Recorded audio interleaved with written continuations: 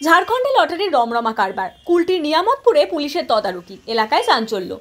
পশ্চিমবঙ্গের প্রতিবেশী রাজ্য ঝাড়খণ্ডের বেআইনি লটারির কারবারের অভিযোগের ভিত্তিতে আসানসোলের কুলটি থানায় নিয়ামতপুর পুলিশ এলাকার বিভিন্ন জায়গায় তদারকি শুরু করেছে।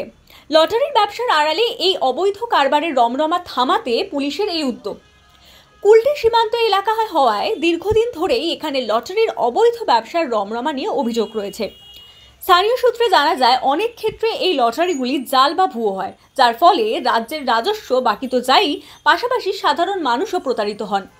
এই অভিযোগকে সামনে রেখে কুলটি থানার নিয়ামতপুর পুলিশ ফাঁড়ির পুলিশ আজ এলাকায় বিভিন্ন লটারির দোকানে গিয়ে খোঁজ খবর নেওয়া শুরু করেন। তারা দোকানদারদের সঙ্গে কথা বলেন এবং দোকানে রাখা টিকিট খতিয়ে দেখেন।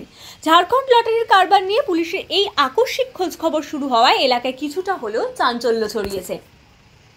তারা এসেছিল, বাজারে অনেক জালি টিকিট চলছে, সেই জালি টিকিটের ইনভেস্টিগেশন জন্য জালি টিকিট কে বিক্রি করে না করে আমরা তো এটার আমরা সবসময় অপোজিটে থাকি।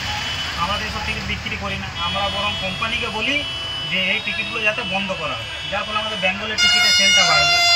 এটা পুলিশ যে পদক্ষেপটা নিয়েছে খুবই ভালো পদক্ষেপ।